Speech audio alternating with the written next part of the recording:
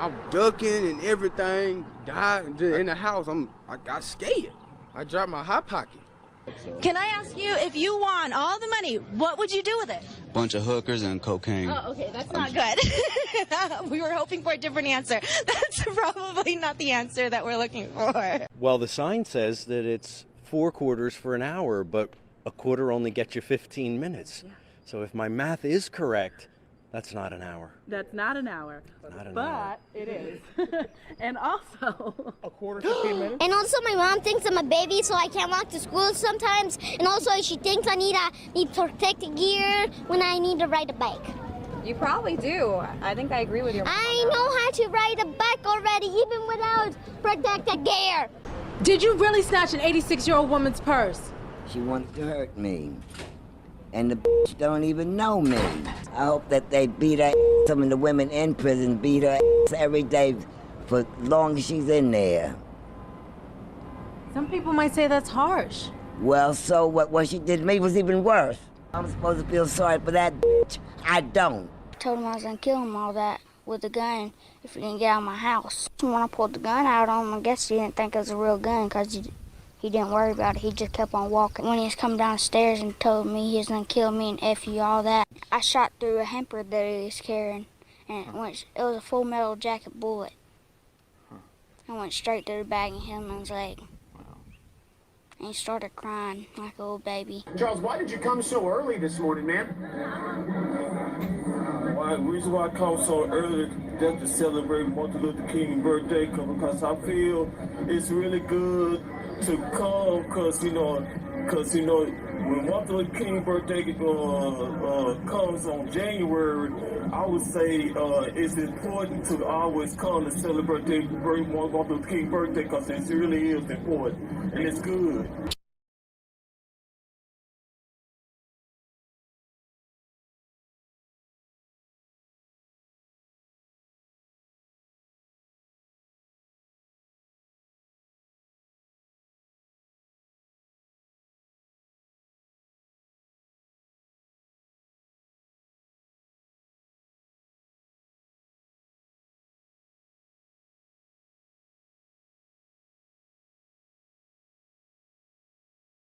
So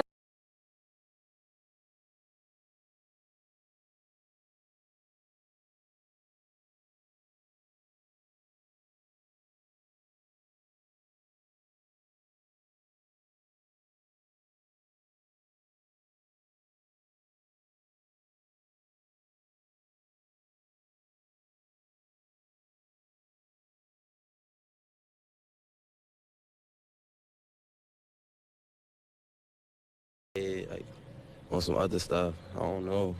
all right, well, I'm here. And what's your name? Devon. All right, well, I'm just talking to Devon, and I can't believe all that just happened. Well, I just had got done feeding my chickens, watering them and stuff, and I walked back to my house there to get my phone so I could play a video game on it. And all of a sudden, I heard a big boom.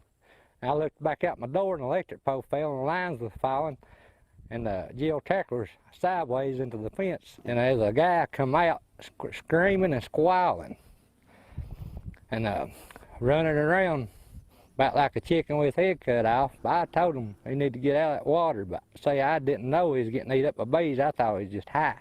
That girl in that little bikini, she had a little red dot over her. Think they learned their lesson? I'd say by today they are. If they feel like my leg feels, I'd say they're learning. What does your dad and whatnot think about all of this? Because I'm sure that he's an athlete. Is he an athlete, your dad? Yeah, my dad was an athlete, but now he's pretty fat. he used to eat like 2 liters of ice cream every single night, like of those Murray salted caramel ones. And then he used to get really angry at Mum because Mum didn't always buy it for him. Yeah. But when Dad got really angry, Mum started buying it for him all the time. Yeah. And then he had to suck his gut in for photos. It was really funny. I know, he's flat. How fat's your dad now? But Dad, he's actually lost 20 kilograms since Christmas. Yeah. Because he's seen me eating so healthy because I've been inspired by Sally. Yeah. So now he's just eating cucumbers. And so he was like 105 since Christmas, and now he's like 81. Wow. How did it happen? Yeah, you know, we had a few odd man rushes there in the first period, which was not good for us, but I mean, everyone had their nerves going and everything like that, and then, which we were glad to just keep them to 1 and everything like that, and then we went back after the period in the locker room, just talked about what we need to fix and everything like that, stick to the game plan, get back on it and everything like that, so just paid off, stick to the game plan, you know, stiffen up defense and everything like that, no pinches, everything like that. You moving on to the semifinals. Your uncle, Stu, played here a while back, I think 20 years ago with Alexandria. Did you get any advice from him coming in here to the tournament? Yeah, I got a nice long text from him this morning saying don't let the atmosphere, you know, get your nerves shaken up and everything like that. Just play your game, which is what I tried to do out here and everything like that. So, yeah, definitely help from him and everything like that. Moving on to the semifinals, you get Stillwater. Your initial thoughts on the big matchup? It should be a great game. I can't wait to play them. I know they're doing paint job. What do you think? I like turtles. All right, you're a great zombie. And good times here at the Waterfront Village. What did you think about the ride? It was great. And apparently, I've never been on live television before, but apparently sometimes I don't watch the news because I'm a kid, and apparently Grandpa just gives me the remote after we watch the Powerball. It's the Powerball. Tell me about the ride. What did you think about the ride? Well, it was great. Why? Because apparently you're spinning around, and apparently every time you get dizzy, yeah. that's all you do is get dizzy. Is it fun? Yeah. And I've never ever been on live television. I never ever be on live television. Are you excited? Yeah, and apparently I only went down the super slide. When I went down the one, I was scared half to death. I just freak out. Heard screaming. I meet my McDonald's. I come outside. I see this girl going nuts, trying to get out of her house. So I go on the porch. I go on the porch, and she says, "Help me get out. I've been in here a long time." And like I say, my neighbor, you got some big testicles to pull this off, bro. Because we see this dude every day. I mean, every day. How long have you lived here? I've been here a year. Okay. You see where I'm coming from? Right. I barbecue with this dude. We eat ribs and whatnot, and listen to salsa music. You see where I'm coming from? Yeah. And you had no indication that there was anything going on? Bro, not a clue. What was the reaction on the girls' faces? I can't imagine to see the sunlight, to be around people. I knew something was wrong when a little pretty white girl ran into a black man's arms. Something is wrong here. Dead giveaway.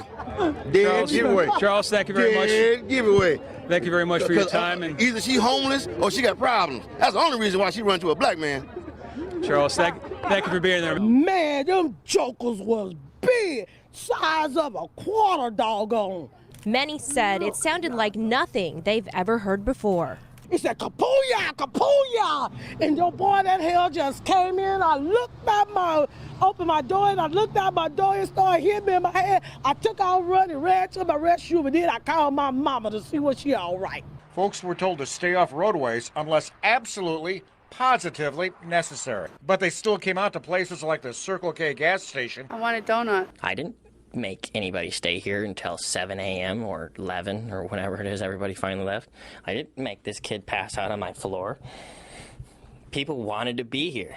That was their decision. Oh, bro, it's just like, dude, you get the best barrels ever, dude. Just like you pull in and you just get spit right out of them. And you just drop in and just smack the lip. Whoop-ah!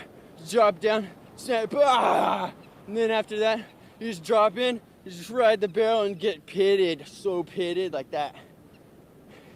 Surveillance tape is catching a routine morning at this gas station on Bannister until chaos erupts. I was putting one more tap of coffee in my coffee cup, and out of the corner of my eyes, I saw two guys come in, one with a black hoodie and one with a white hoodie. And the guy with the black hoodie said, "We want your money, everybody up front and down." And I'm like, oh, why did I need coffee now? The guy in the black starts coming down, and I'm like, don't look, don't look, don't look. So I'm putting my hair down, and he comes right to me and he goes, "Get down now." And I go, "Yes, sir." And I just dropped to my knees. Then I heard, boom, boom, boom. And I'm like, oh my God. So I back farther and farther away. And I think maybe I should faint, but I don't. And so then I'm thinking, count to 2,000 again. So I did, and then I go, mi amigos, mi amigos. Nobody said nothing. I'm like, oh.